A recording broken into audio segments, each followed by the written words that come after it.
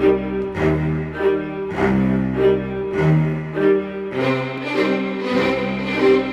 guys, Box 42. Okay, we're going to do a winter white wash on this Mini Arts SU76, and we're going to do a hairspray technique on it.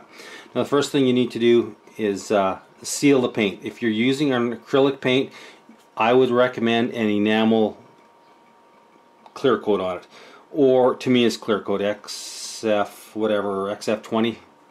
Tamiya clear coat works really well for this.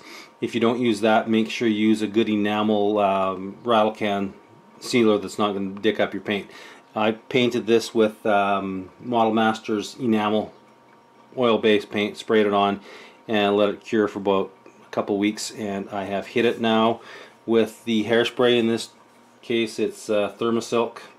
I've had this for probably 5 or 6 years. So the big thing is that you can decant it. You don't have to.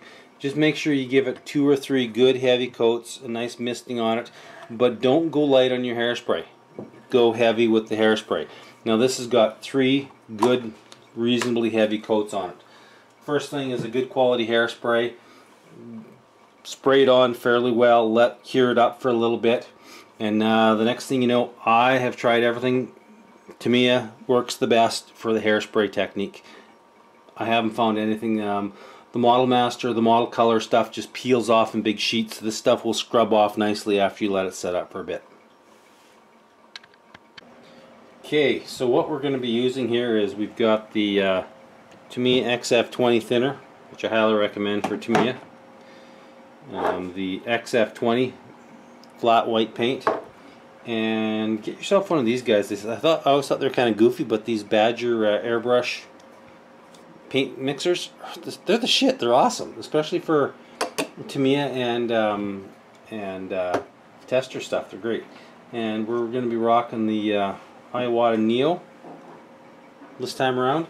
I just picked it up on Amazon, and surprisingly enough, I didn't save that much from my local hobby shop. But I just wanted something a little bit rougher duty than my little bit more accurate HPC Iwata. So we've got some XF20 in the cup. Always start with your thinner first, and then we're just going to pour a little bit of the, you know, you can say mix it this ratio and that ratio. Really, everybody's a little different. Different air pressures, different brushes, different techniques. I basically get it looking, see, about the consistency of cream.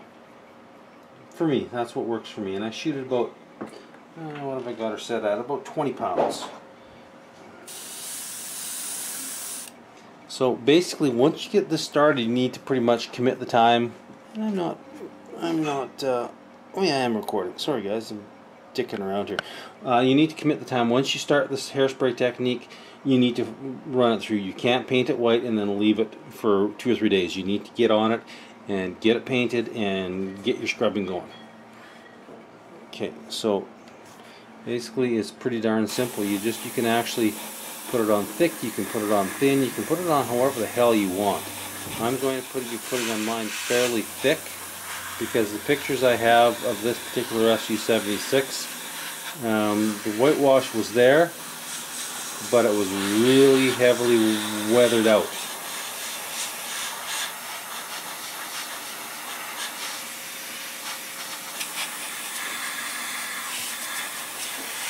Now remember, when you're doing winter whitewash, a lot of times it was done in the field, especially with the Russians. If you're doing Germans, some of the German tanks were actually washed or whitewashed or winter washed in a depot, and the paint was really well applied. I've seen some Stugs where the winter whitewash looks like it just came out of the factory. So keep that in mind. It doesn't always have to be super rough and splotchy. This one is going to be really heavily, a lot of the whitewash is going to be pretty much gone, but I want to put it on a little heavier just so you guys get an idea of it.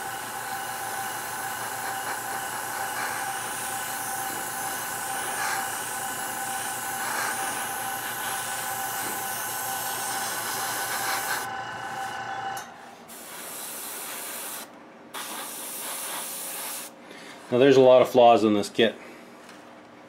A lot of real nasty flaws in this kit, but there's going to be some snow cover on it, and that it's not going to be super heavily weathered, because the pictures that I have for reference, these look pretty darn good shape actually.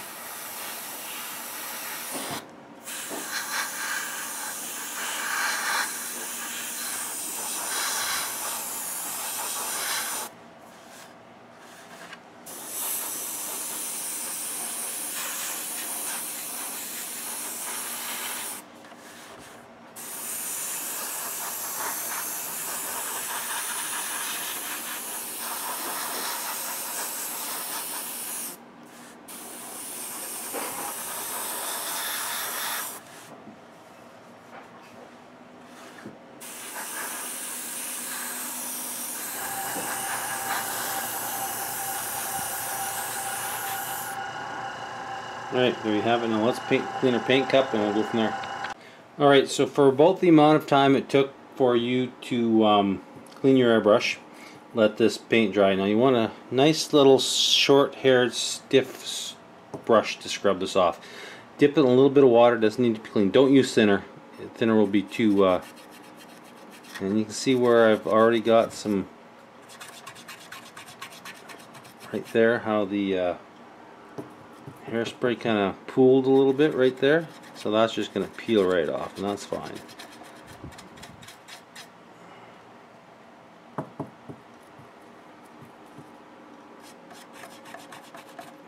Now on this one here, it's really coming off really heavy, so I'm just going to let it let the paint cure up a bit longer. I'm not too worried about this, because this is going to be a very heavily scrubbed tank. Basically, there's not going to be hardly any whitewash, just the barest hint of a whitewash on this, so I can do this to it and not mind at all. So I'm going to actually slip to a little bit less aggressive brush. Now if you're already hating what you look, well, just stop and redo it. No big deal. This isn't rocket science. It was funny, I had one fella busting my ass when I did tracks. He's like, no, you absolutely can't put on, you have to, you can't put on all your link-to-link track and then paint it. Like, yeah, you can do whatever you want. Shit, it's model building. Come on, guys. Everybody just needs to calm the bleep down. It's models. You know what? It ain't freaking rocket science. Just chill out, build models, have fun, and you know what? If you don't like something somebody does, keep your bleeping mouth shut. You know what? And thumbs down videos, hey, you know what? It's got to be really obnoxious for me to give it a thumbs down. I mean, I don't like thumbs down videos. If you don't like it, well, just move on. If you don't like the builder, just move on.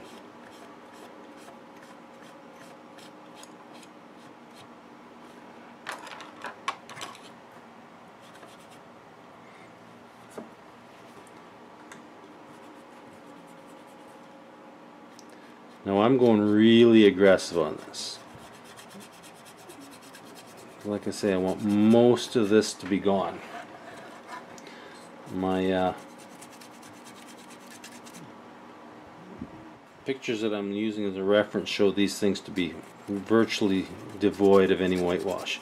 And you see here on this side it's coming off a lot lighter. It's because it had a little bit more time to settle, to dry, cure off.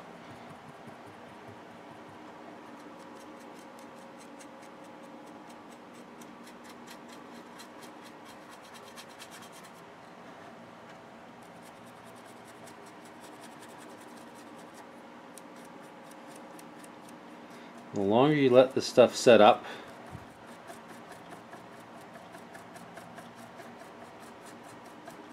you can already see that in just a few minutes of setting up that this one is made come off. This one stick the paint, the white sting on a lot more. It's taking a lot more work to actually clean it off.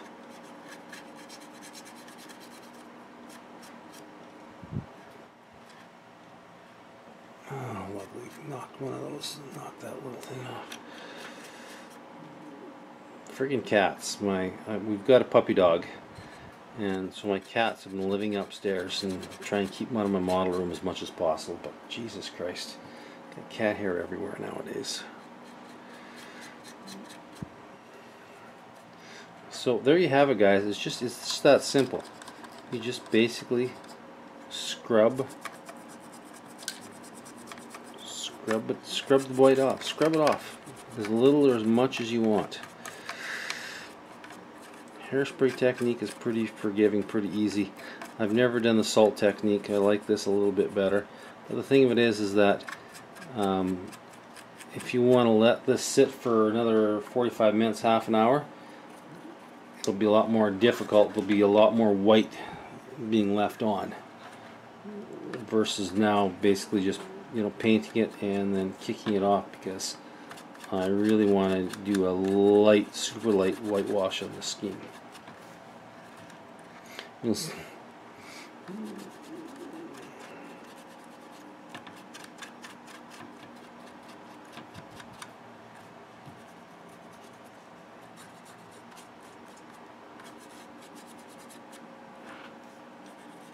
So it's just that simple. Basically, it's almost like a reverse dry brushing. Instead of putting on paint, you're scrubbing off paint.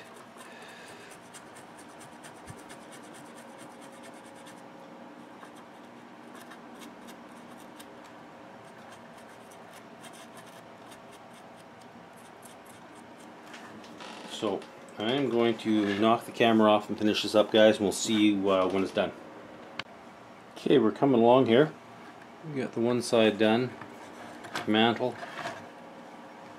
and the like, and like I say, you just vary the amount of water and the amount of pressure you put on, and that's really all there is to it. Like this brush has gotten a little drier, and as I said before, the longer you let this cure up, the more work it's going to be to get the white off. See, it's starting to get a little bit. The one thing you got to watch is that when it starts to go, it'll go all at once on you. So unless you want a really heavy whitewash, you got to really be diligent of see how that chunk just went whoosh all at once, which is okay because I'm doing a really heavy whitewash on this one. Really, I shouldn't say heavy whitewash, but a really heavy weathering on this one. Okay, now I've been doing this mainly with a fairly dry brush. Another method you can do is really put the water to it. Really put the water to the, especially in the flat surface like this, where you could expect an awful lot of whitewash to be wore off, and then just kind of dab it. Like that.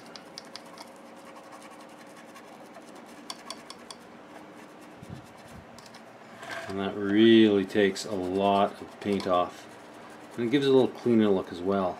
But you also have to be careful. Now you have to try and get that water cleaned up, and you are really going to take a lot of your whitewash off.